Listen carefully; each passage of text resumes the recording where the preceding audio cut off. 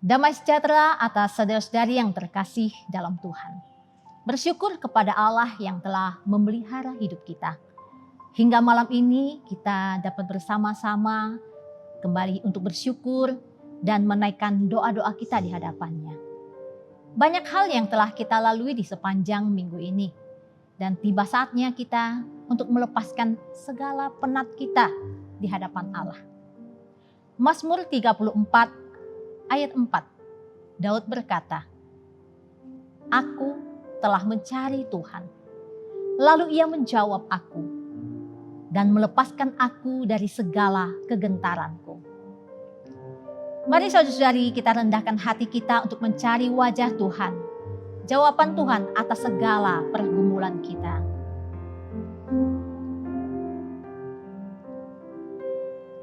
Ku cari wajah-Mu, temukan kasih-Mu.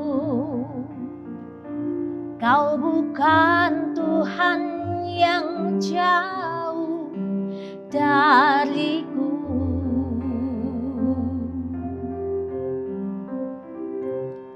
Ku panggil nama-Mu, ku dengar jawab-Mu.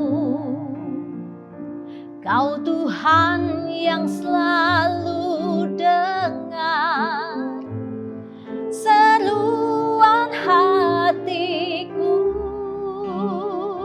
Sungguh indah Kau Tuhan, penuh kasih dan sayang. Kau tempat penghiburan bagi setiap hati yang terluka. Sungguh indah Kau Tuhan, menara perlindungan. Kau sumber kekuatan bagi semua orang yang membutuhkan. Ku cari wajah-Mu Tuhan, ku cari wajah-Mu, temukan kasih-Mu. Kau bukan Tuhan yang jauh dariku.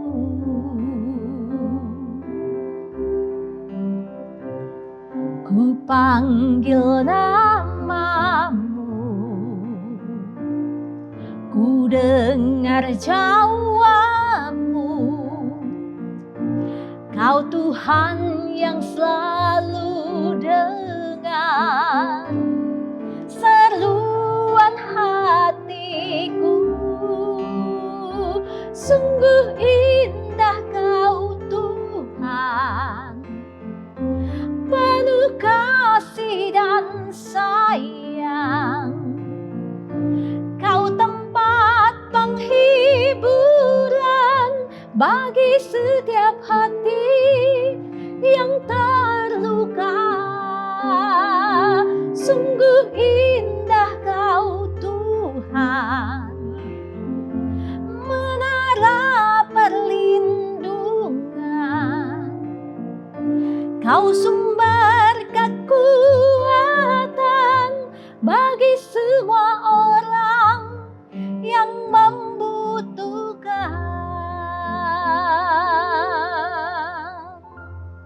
Mari kita berdoa. Sungguh benar Engkau Allah adalah tempat perlindungan kami. Engkaulah sumber kekuatan kami, menara pertolongan kami. Terima kasih Engkau selalu ada bagi kami Tuhan. Terima kasih untuk setiap kesempatan di dalam hidup kami bisa merasakan Tuhan, berjumpa dengan Allah di dalam hidup kami. Malam hari ini Tuhan, kami mau datang menaikkan syukur kami, menaikkan segala isi hati dan permohonan kami di hadapan-Mu. Tuhan tolong kami, mampukan kami untuk menghampiri hadirat-Mu. Di dalam nama Tuhan Yesus kami berdoa. Amin. Saudari yang kasih dalam Tuhan, betapa di dalam hidup kita membutuhkan Allah. Tidak ada satu waktu pun yang sanggup kita jalani tanpa kehadiran-Nya. Karena Dialah tempat kita mengadu, tempat kita berharap.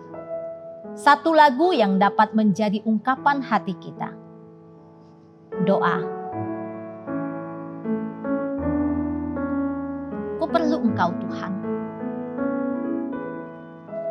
Ku perlu Engkau Tuhan di setiap waktu. Ku perlu Engkau Tuhan di setiap langkahku.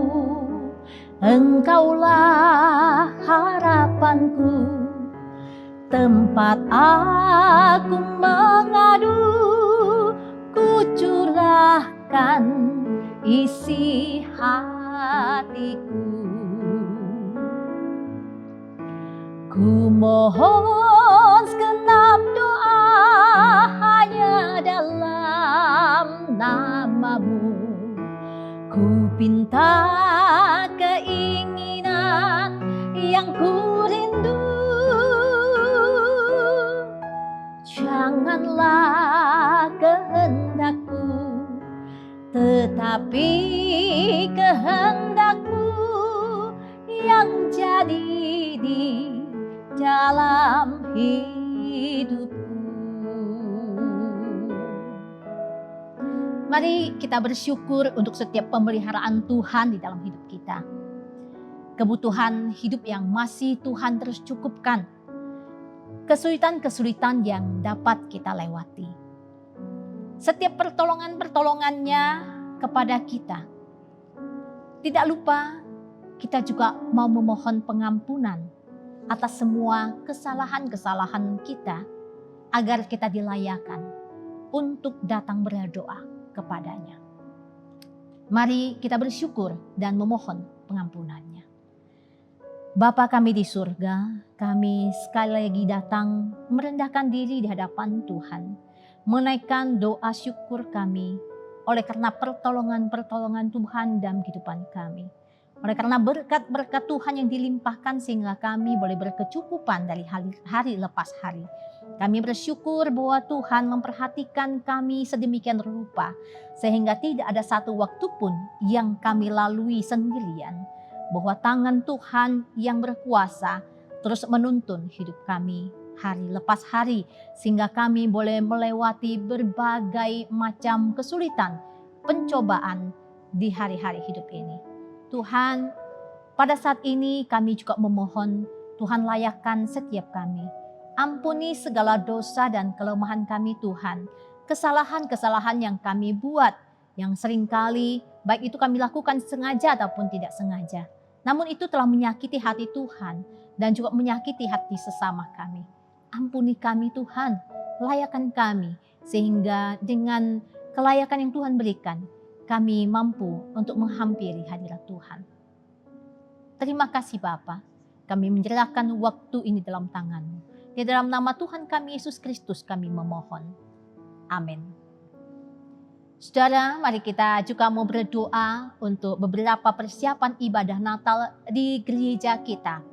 Yang pertama, mari kita akan berdoa untuk ibadah dan perayaan Natal Sekolah Minggu Anak yang akan dilangsungkan secara live streaming YouTube pada hari Minggu, tanggal 20 Desember 2020 pada pukul 12.30.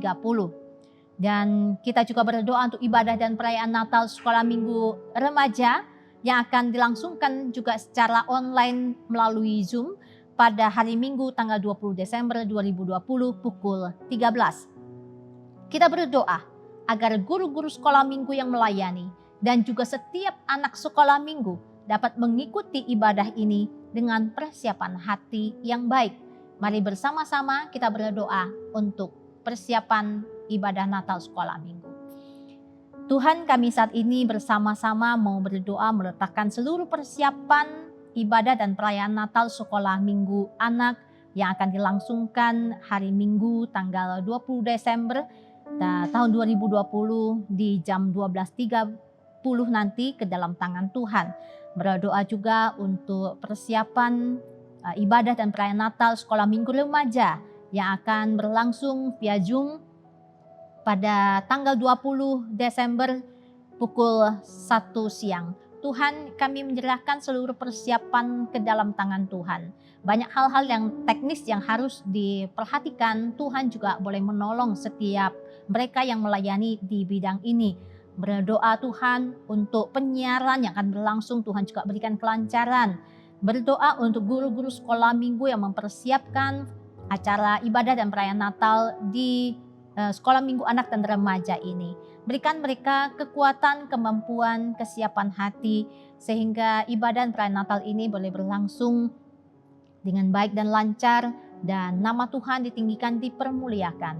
Berdoa juga untuk setiap anak-anak sekolah minggu anak dan sekolah minggu remaja supaya mereka juga bersiap hati untuk ibadah dan perayaan Natal ini. Juga berikan mereka kerinduan untuk menyambut Natal sekalipun tidak dapat berkumpul di gereja, tetapi ibadah yang dijalankan secara online ini pun dapat mendorong setiap daripada mereka kembali mengingat akan kasih Allah yang begitu besar yang telah mengaruniakan Kristus Yesus di dalam hidup manusia.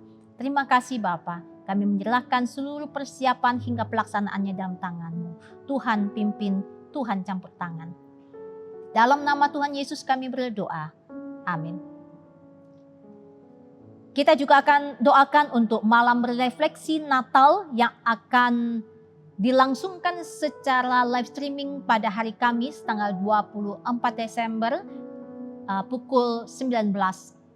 Dan juga untuk kebaktian Natal umum yang akan dilangsungkan secara live streaming pada hari Jumat 25 Desember pukul 10. Kita berdoa agar segenap penatalayan dapat mempersiapkan diri dengan baik. Dan secara khusus untuk hamba Tuhan yang akan melayani pemberitaan firman, juga untuk jemaat Tuhan agar mempersiapkan hati untuk mengikuti kedua ibadah ini. Mari kita buka suara, kita berdoa. Bapa di surga, kami juga boleh berdoa menyerahkan untuk malam refleksi Natal yang akan dilangsungkan tanggal 24 Desember jam 7 malam secara live streaming. Berdoa juga untuk kebaktian Natal yang akan berlangsung tanggal 25 Desember hari Jumat ke dalam tangan-Mu yang dilangsungkan secara live streaming jam 10. Tuhan, kiranya Engkau boleh menolong setiap penatalayan melakukan bagian kami masing-masing dengan hati yang mengasihi Tuhan, hati yang takut akan Tuhan, sehingga kami mempersiapkan segala sesuatu yang terbaik untuk kemuliaan nama-Mu. Kami menyerahkan setiap sarana, prasarana, fasilitas yang dibutuhkan untuk kedua acara ini. Tuhan juga boleh menolong supaya semuanya dapat dipersiapkan dengan sebaik-baiknya. Berdoa secara khusus untuk hamba-Mu yang akan melayani dalam pemberitaan firman. Tuhan juga mempersiapkan mereka dengan pertolongan Roh Kudus sehingga mereka sungguh menyampaikan apa yang menjadi isi hati Tuhan. Kami berdoa menyerahkan setiap jemaat Tuhan agar mereka juga mempunyai kesiapan hati untuk mengikuti kedua acara ini. Terima kasih Tuhan, kami pertaruhkan doa kami di dalam nama Tuhan kami Yesus Kristus. Amin. Di saat kita menaikkan doa-doa kita, melalui pengakuan, aku perlu Engkau Tuhan, membawa diri kita untuk menyandarkan diri pada kekuatan Allah. Mari kita nyanyikan lagu doa sekali lagi.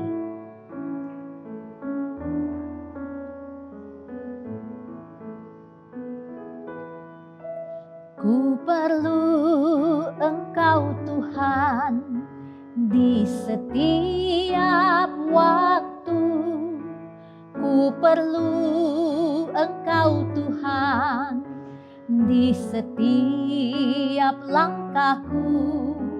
Engkaulah harapanku, tempat aku mengadu. Ku curahkan isi hatiku. Ku mohon segenap doa hanya dalam nama-Mu. Ku pinta keinginan yang ku rindu. Janganlah kehendakku, tetapi kehendak-Mu yang jadi di dalam hidupku.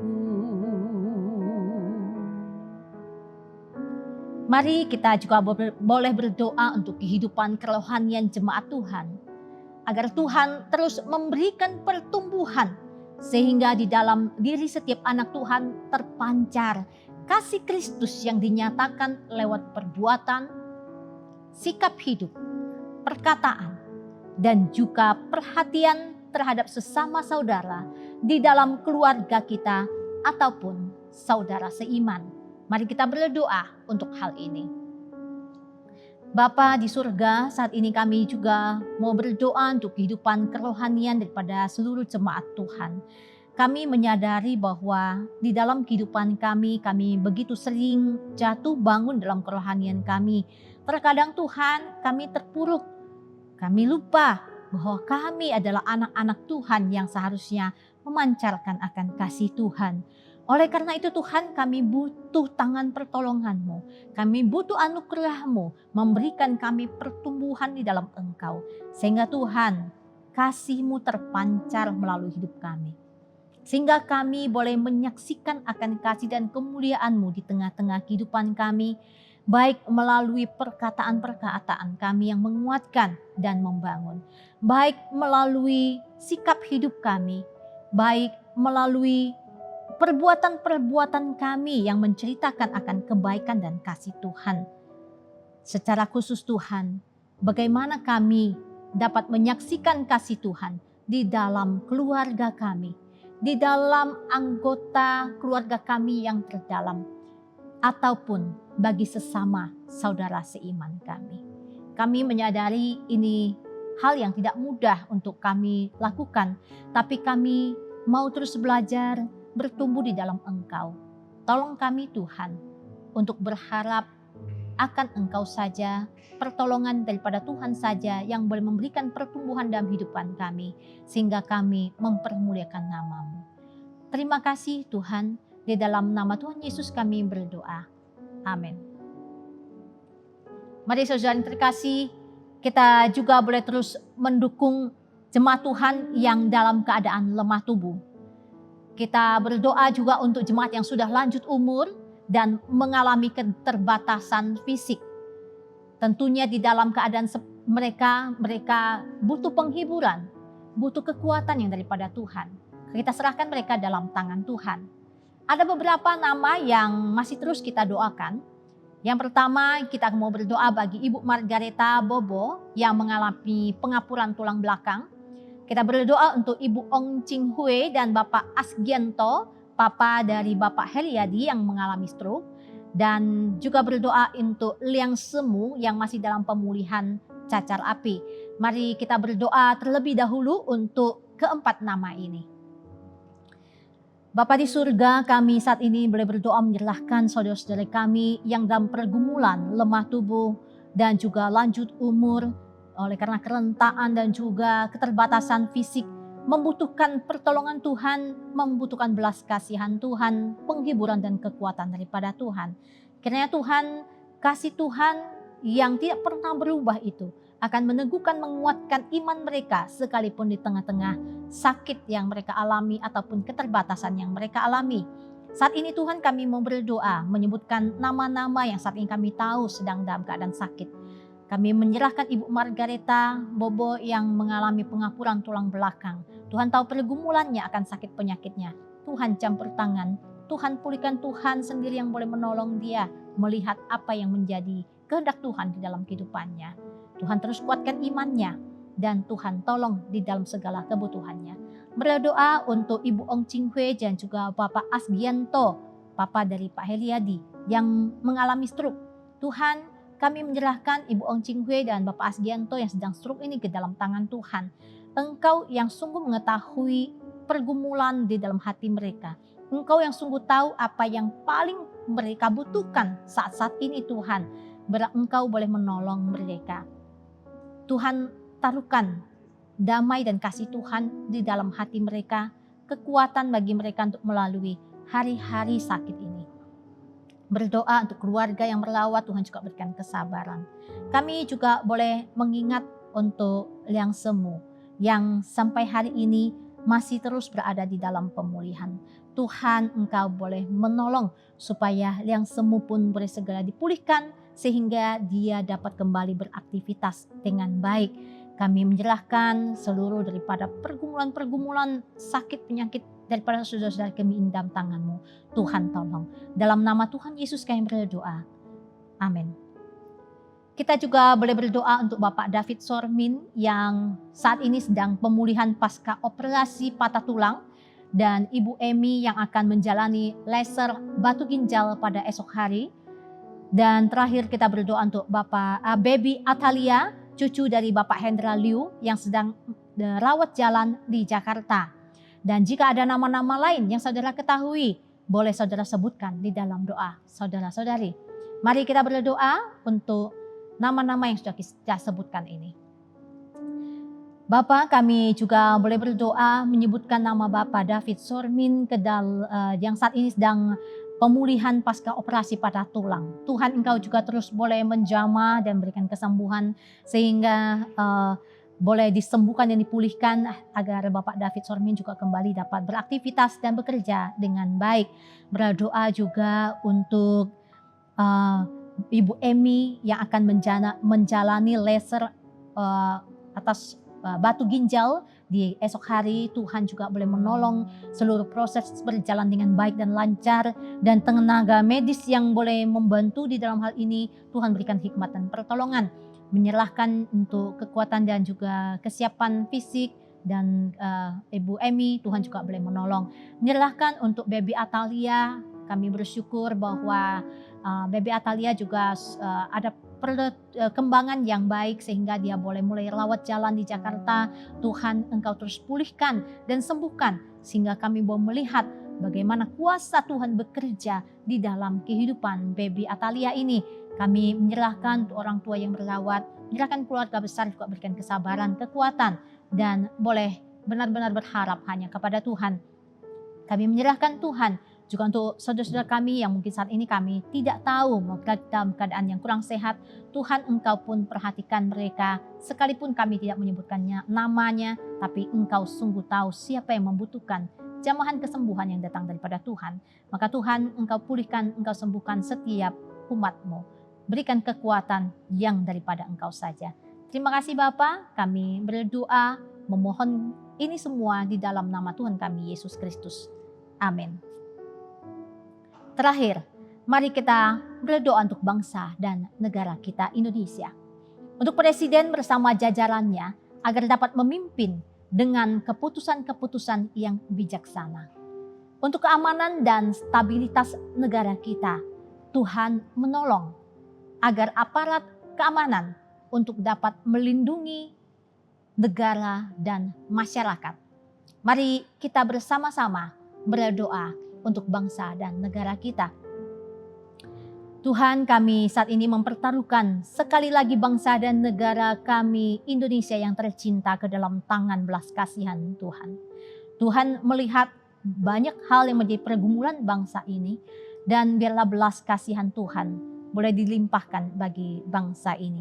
Saat ini kami mau berdoa secara khusus bagi Bapak Presiden Joko Widodo bersama seluruh jajaran di dalam pemerintahan, agar mereka sungguh dapat mengambil keputusan-keputusan yang penuh hikmat dan bijaksana dengan pertolongan daripada Tuhan, sehingga mendatangkan kebaikan-kebaikan bagi bangsa ini. Berdoa juga Tuhan untuk stabilitas keamanan nasional. Dan kami mau berdoa Tuhan berikan kekuatan, hikmat bagi aparat keamanan untuk dapat melaksanakan tugas tanggung jawab mereka dengan baik. Sehingga mereka sungguh dapat melindungi segenap masyarakat dan bangsa ini. Tuhan, menjaga martabat daripada bangsa ini di hadapan seluruh dunia. Kami menyerahkan Tuhan, bangsa negara kami yang tercinta ini dalam tangan kasih-Mu. Tuhan yang boleh memberkati secara berlimpah, Tuhan yang boleh melindungi dari segala hal yang tidak baik, dan Tuhan yang boleh menolong dalam setiap hal yang dibutuhkan. Terima kasih Bapa, kami menyerahkan doa kami di dalam nama Tuhan kami Yesus Kristus. Amin. Saatnya kita akan mendengarkan renungan firman Tuhan yang akan disampaikan oleh penginjil Rio. Mari kita nyanyikan lagu firman-Mu untuk mempersiapkan hati kita.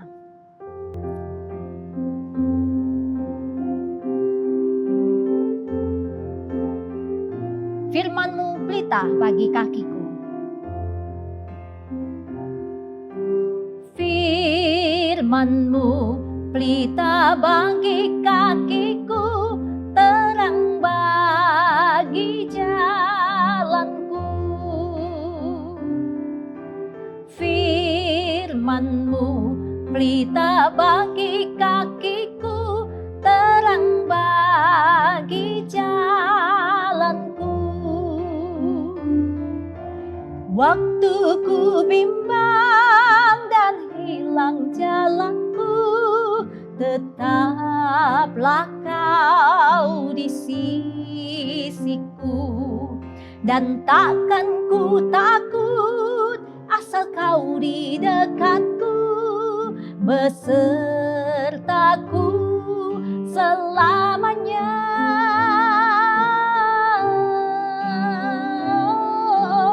Firman-Mu pelita bagi kakiku, terang bagi jalanku. Firman-Mu pelita bagi kakiku, terang bagi jalanku. Waktu ku bimbang dan hilang jalanku, tetaplah Kau di sisiku, dan takkan ku takut asal Kau di dekatku, besertaku selamanya.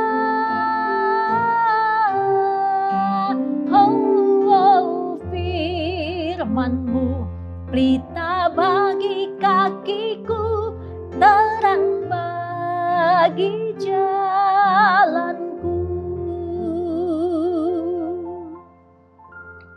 Kepada penginjil Rio kami persilahkan.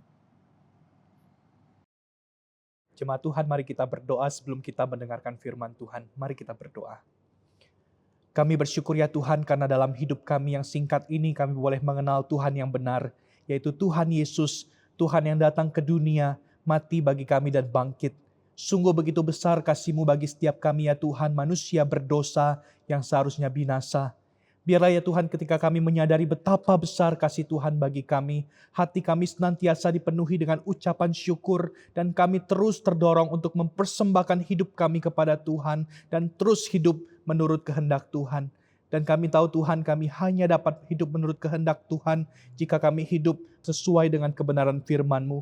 Karena itu ya Tuhan, malam ini kami memohon sekali lagi kebenaran firman Tuhan boleh berbicara kepada setiap kami, mengajarkan kami secara pribadi. Terima kasih Bapa di surga. Dalam nama Tuhan Yesus kami berdoa. Amin. Shalom Bapak Ibu Saudara yang dikasihi Tuhan. Bapak Ibu Saudara, selama 2 minggu berturut-turut ini kita telah mendengarkan kisah seputar daripada Natal. Dan pada hari ini kita juga akan kembali membahas tentang tokoh yang ada di seputar Natal, yaitu tentang orang Majus. Mari kita melihat bagian Alkitab kita dalam Matius pasal 2 ayat 1 sampai ke 12. Matius pasal kedua ayat 1 sampai ke 12. Jika Bapak Ibu Saudara telah menemukan bagian ini, kita akan mendengarkan Alkitab suara membacakan bagian firman Tuhan ini. Mari kita mendengarkan pembacaan firman Tuhan ini.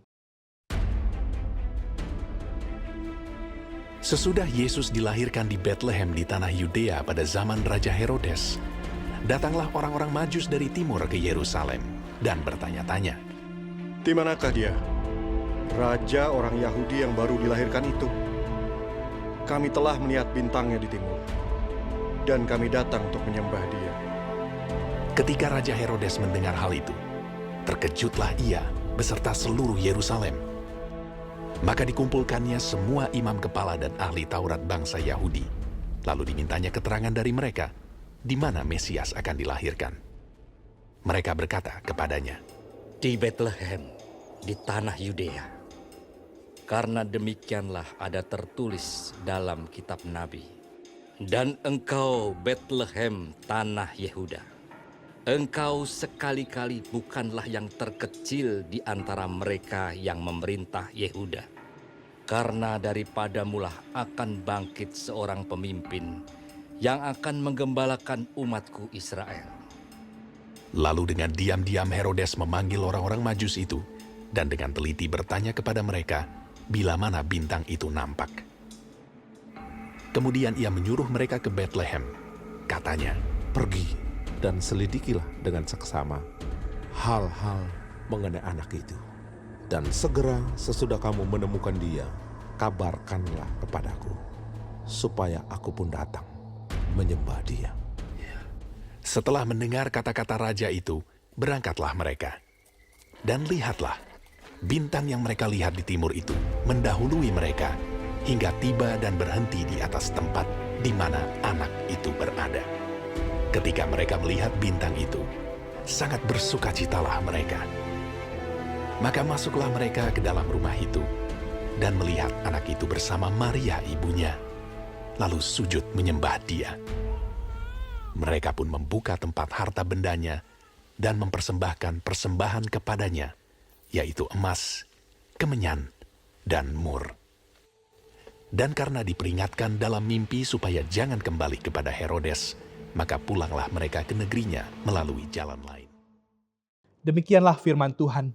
Bapak Ibu Saudara, suatu kali Larry King, seorang pembawa acara yang sangat terkenal dan sudah berpengalaman berpuluh-puluh tahun mewawancarai banyak orang ternama, suatu kali dia ditanya oleh seorang wartawan demikian, "Mr. King, kalau Anda diberi kesempatan untuk mewawancarai salah satu orang yang pernah hidup di sepanjang sejarah dunia ini, siapa orang yang paling ingin untuk Anda wawancarai?" Bapak Ibu Saudara, Larry King ini dengan sangat yakin dan sekali ucap dia mengatakan, "Saya ingin mewawancarai Yesus Kristus." Bapak Ibu Saudara, sang wartawan ini pun bertanya, "Kenapa engkau ingin mewawancarai Yesus? Kenapa tidak tokoh filsuf pada zaman dulu atau tokoh sejarah lain saja?" Bapak Ibu Saudara, Larry King ini dengan tegas dia menjawab, "Saya ingin mewawancarai Yesus sebab sejak keberadaan awalnya di dunia atau sejak kelahirannya, dia telah banyak mengubah sejarah dunia ini. Kelahirannya mengartikan sejarah bagi saya." Tepat sekali Bapak Ibu Saudara perkataan Larry King ini. Kelahiran Yesus ke dunia ini, Allah yang berinkarnasi menjadi manusia itu telah mengubah jalannya sejarah dunia ini. Bapak Ibu Saudara, jika kita mempelajari sejarah dunia, kelahiran Yesus itu menjadi satu titik yang menentukan sebuah periode sejarah yang baru bagi umat manusia. Dalam penanggalan sejarah Bapak Ibu Saudara, periode tahun sebelum kelahiran Yesus atau sebelum tahun Masehi itu menggunakan satuan BC atau before Christ, sebelum Kristus, untuk menunjukkan satuan tahun sebelum tahun Masehi. Misalkan kalau kita tahu orang Israel dibuang pada tahun 586 sebelum Masehi ke Babel, atau bisa juga kita sebut tahun 586 BC atau sebelum Kristus, before Christ. Dan sekarang Bapak Ibu Saudara, kita hidup di tengah-tengah tahun 2000 Masehi atau bisa kita katakan AD 2000. Apa itu AD Bapak Ibu Saudara? AD adalah Anno Domini yang berarti tahun Tuhan kita. Tahun ini menunjuk pada satu titik setelah masa kelahiran Yesus atau yang kita kenal dengan tahun Masehi. Bapak Ibu Saudara, Anno Domini ini merupakan satuan internasional untuk menunjuk kepada tahun Masehi itu. Nah, Bapak Ibu Saudara, istilah BC, before Christ, dan AD, Anno Domini ini, mungkin selama ini terdengar biasa saja bagi setiap kita. Namun Bapak Ibu Saudara, sesungguhnya ini merupakan hal yang sangat luar biasa.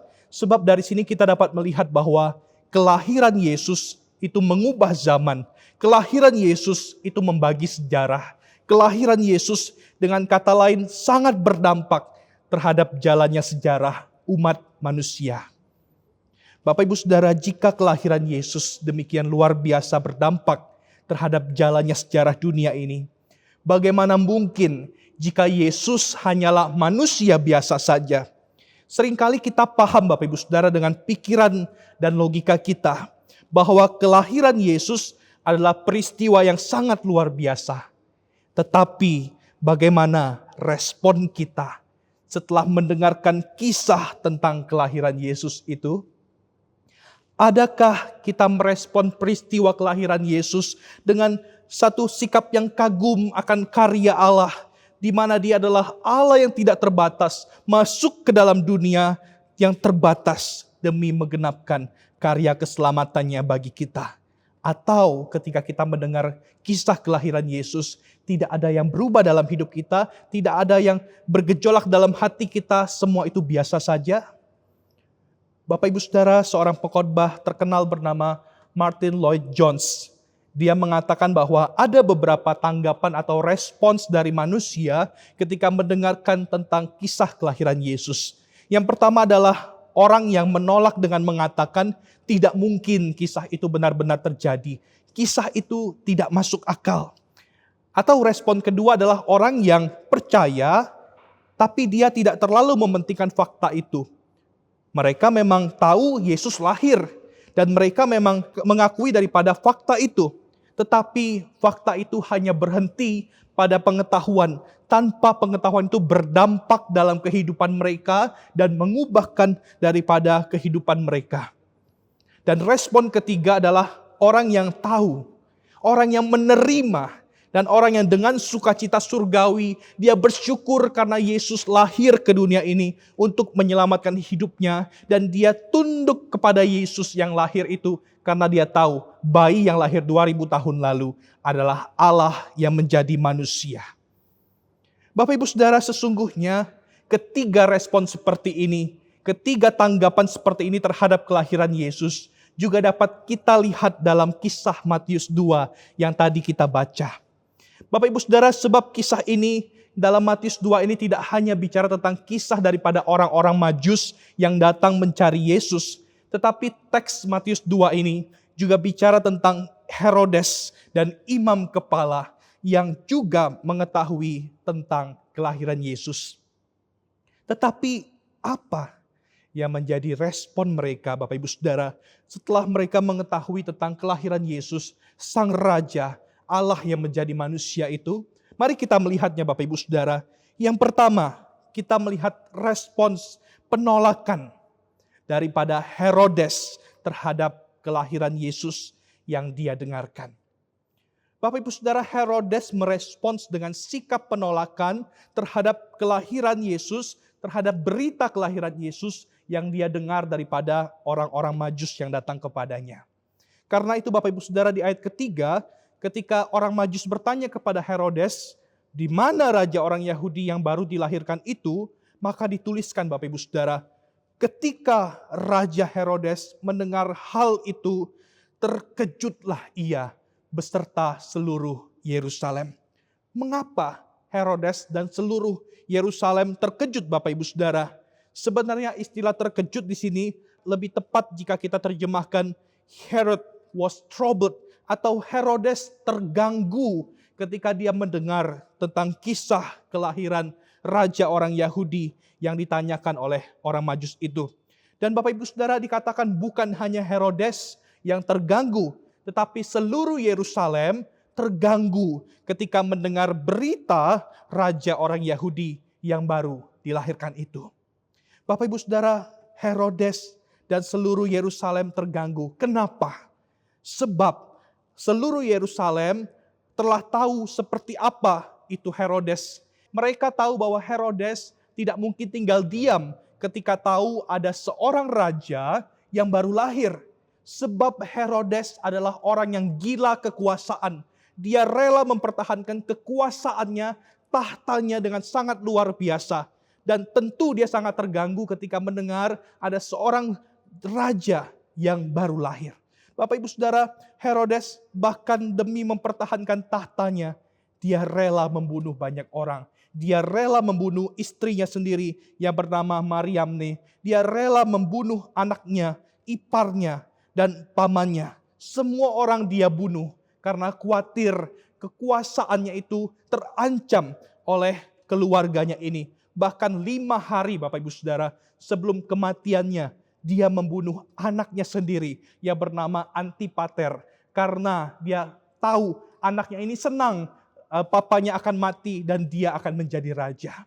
Bapak Ibu Saudara, bahkan ada ungkapan di antara orang Yerusalem, lebih baik menjadi babinya Herodes daripada menjadi anaknya.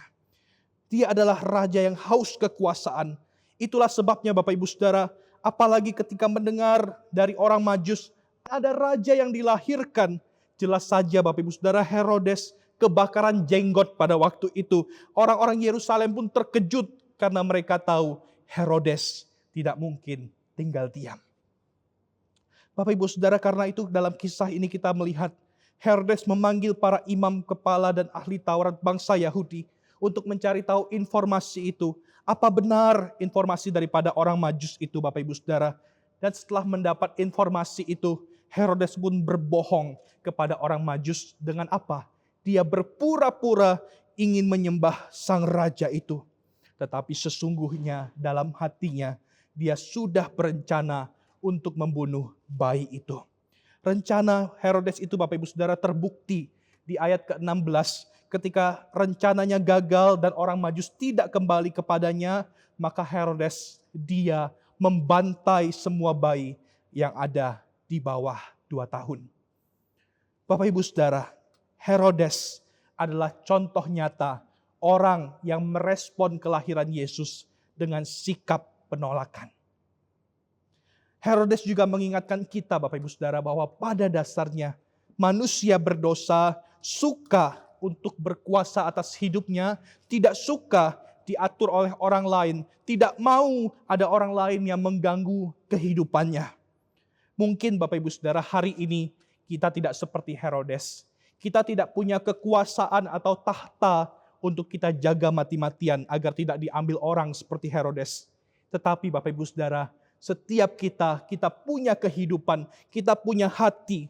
Pertanyaannya adalah siapa yang mengatur kehidupan dan hati kita selama ini? Siapa yang menduduki tahta hati kita? Apakah Allah yang ada di sana atau ego kita yang selama ini memerintah di sana? Bapak Ibu Saudara, ada banyak orang yang menolak Kristus untuk memerintah dalam hatinya. Dan merasa bahwa dialah yang paling bisa dan paling berhak untuk mengatur kehidupannya. Tidak sedikit pun membiarkan Allah dan firman-Nya untuk mengatur kehidupannya. Dan tidak membiarkan Kristus itu lahir dalam hatinya. Akhirnya Bapak Ibu Saudara, apa yang terjadi dengan orang-orang seperti ini? Orang seperti ini adalah orang yang sangat kasihan. Kelihatannya punya segalanya, tapi ternyata kekosongan yang mengisi hatinya. Bapak Ibu Saudara, ketika saya menyebutkan tentang orang yang menolak Kristus, janganlah kita mengira bahwa ini sekedar bicara tentang orang yang secara langsung terang-terangan menolak Yesus, tidak mau percaya Yesus. Tetapi Bapak Ibu Saudara, orang yang menolak Yesus juga bicara tentang orang yang dari luar kelihatan sangat rohani, ternyata bisa berpura-pura untuk menerima Yesus, padahal menolak Yesus. Sama seperti Herodes Bapak Ibu Saudara, dia pura-pura ingin menyembah bayi Yesus itu. Kelihatannya dari luar sangat baik, kelihatannya dari luar sangat rohani, tetapi dalam hati yang terdalam ada maksud tertentu. Dia ingin membunuh bayi Yesus itu. Bapak Ibu Saudara, jangan sampai setiap kita pun terjebak dalam kepura-puraan demikian. Kelihatan di luar baik, tetapi di dalam kehidupan dan hati kita sesungguhnya tidak pernah ada Yesus di dalamnya. Bahkan di dalam hati kita masih hidup melayani dosa, bukan melayani Kristus. Bapak Ibu Saudara, hanya Allah dan kita yang tahu hati kita dan kehidupan kita. Mari kita boleh mengoreksi hati dan hidup kita. Bapak Ibu Saudara, yang kedua selanjutnya kita melihat respon daripada imam kepala dan ahli Taurat yang tahu tentang kelahiran Yesus, tetapi Bapak Ibu Saudara, kelahiran Yesus itu tidak berdampak dalam kehidupan mereka. Bapak Ibu Saudara, ketika Herodes mendapatkan informasi daripada orang Majus tentang kelahiran Yesus, maka dia meminta keterangan kepada imam kepala dan ahli Taurat ini. Bapak Ibu Saudara, siapa imam kepala dan ahli Taurat ini? Mereka adalah orang-orang yang menjadi tokoh agama, orang yang mengerti bahkan menghafal kitab suci, Bapak Ibu Saudara. Karena itu ketika Herodes bertanya tentang raja orang Yahudi yang baru lahir itu, mereka bisa menjawab dengan referensi dari kitab Mika 5 ayat 1 tentang lokasi daripada kelahiran Mesias itu, yaitu di Bethlehem, tanah Yudea. Bapak Ibu Saudara, mereka imam kepala dan ahli Taurat ini adalah pemimpin agama Yahudi. Orang yang selama ini menantikan janji mesianik tentang datangnya Mesias untuk membebaskan mereka dari penderitaan. Dan Bapak Ibu Saudara, ini merupakan satu momen yang sangat tepat. Orang Majus telah memberitahukan kepada Herodes bahwa raja yang orang Yahudi itu telah lahir menurut ilmu mereka. Dan mereka bahkan bisa mencocokkannya dengan kitab suci dalam kitab Mika.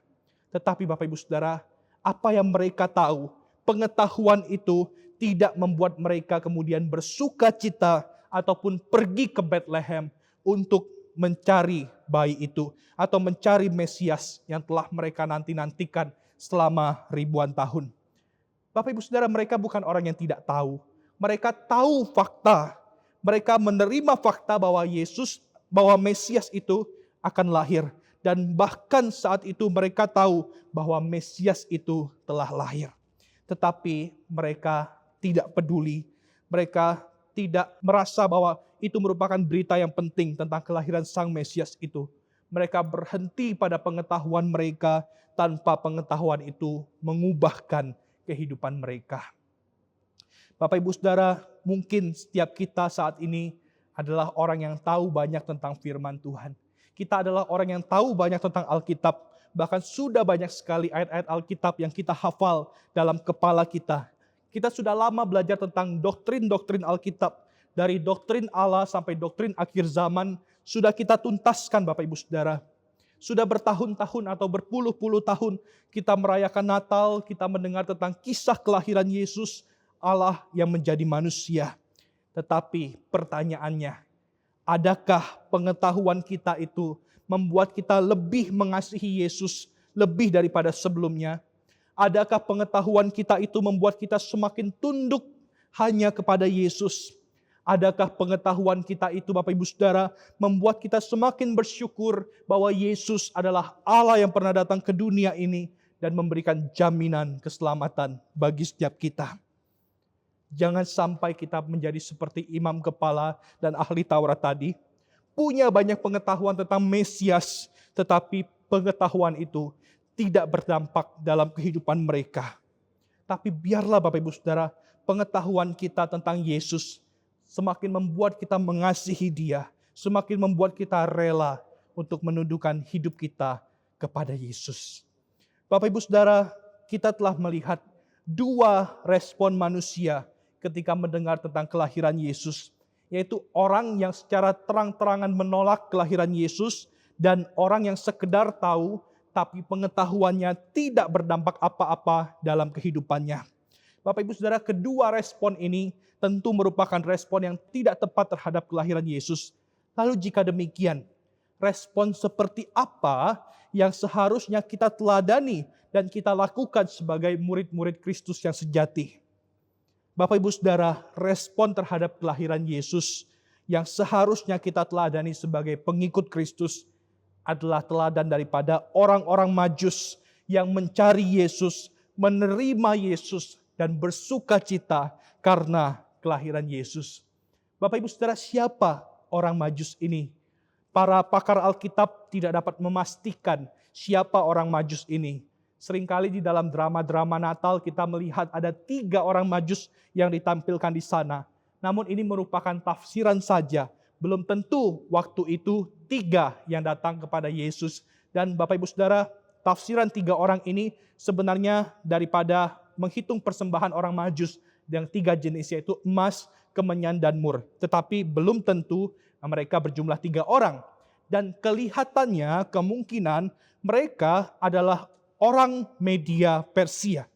Orang Majus ini kemungkinan merupakan guru-guru atau penasihat raja-raja Persia. Mereka adalah orang yang mengerti tentang filsafat. Mereka orang yang mengerti tentang pengobatan dan punya banyak ilmu pengetahuan. Bapak Ibu Saudara, kebiasaan mereka juga tampaknya adalah melihat kepada bintang. Dan dari sini kita bisa tahu bahwa mereka adalah orang yang mengerti tentang ilmu astrologi atau ilmu perbintangan. Bapak Ibu Saudara, hal ini dapat kita baca dalam kisah Matius 2 tadi, di mana orang Majus mereka membaca bintang yang Allah pakai untuk memimpin mereka sampai kepada raja yang dilahirkan itu. Bapak Ibu Saudara, apa kira-kira teladan daripada orang Majus yang dapat kita pelajari ketika mereka mencari dan menemui Yesus? Bapak Ibu Saudara, yang pertama, dari teladan para Majus, kita belajar bahwa para Majus mencari Tuhan dengan ketekunan yang luar biasa. Jelas Bapak Ibu Saudara, mereka bukan datang dari tempat yang dekat. Mereka datang dari timur, dan timur merupakan wilayah yang sangat jauh, yang kemungkinan besar adalah Media Persia, wilayah bekas Babel dulu. Dan mereka perlu melakukan perjalanan yang sangat jauh, hingga akhirnya mereka sampai kepada Yerusalem, Bapak Ibu Saudara. Cara mereka sampai ke sana adalah mereka harus naik unta ataupun berjalan kaki melewati padang gurun yang tidak singkat waktunya, Bapak Ibu Saudara. Tapi perjalanan yang begitu sulit tidak membuat mereka menyerah untuk menemukan Yesus, Raja Yahudi yang baru dilahirkan itu. Bahkan mereka tampaknya, Bapak Ibu Saudara, tidak hanya melakukan perjalanan 1 hari, 2 hari, 1 bulan, 2 bulan untuk mencari Yesus. Kemungkinan besar hampir 2 tahun mereka melakukan pencarian dan perjalanan untuk menemukan Yesus pada waktu itu. Kita dapat melihat referensi ini bahwa Herodes memerintahkan untuk membunuh bayi di bawah 2 tahun. Bapak Ibu Saudara, dari informasi ini kita dapat melihat bahwa sebenarnya orang Majus tidak mencari Yesus dalam waktu yang singkat. Ada satu jangka waktu yang mungkin hampir 2 tahun mereka baru bisa menemukan bayi Yesus itu. Bapak Ibu Saudara, dari sini kita melihat orang Majus, mereka rela melakukan apapun, perjalanan yang jauh sekalipun untuk mereka bisa menemukan Kristus, Sang Raja yang baru dilahirkan itu. Bagaimana dengan setiap kita? Seberapa tekun setiap kita rela mencari Kristus? Seberapa besar kerinduan kita untuk datang kepada Tuhan? Apakah tantangan-tantangan dalam hidup kita, kesibukan kita, pekerjaan kita, dan hal yang lain dalam hidup kita ini malah menjadi halangan yang membuat kita tidak lagi mencari Tuhan? Atau kita bisa tetap punya kerinduan sekalipun ada banyak tantangan yang terjadi, ada banyak kesibukan yang bisa saja kita lalui, tapi kita tetap punya kerinduan untuk berjumpa dengan Yesus, bertemu dengan Yesus dalam hidup kita lewat kehidupan doa dan saat teduh kita.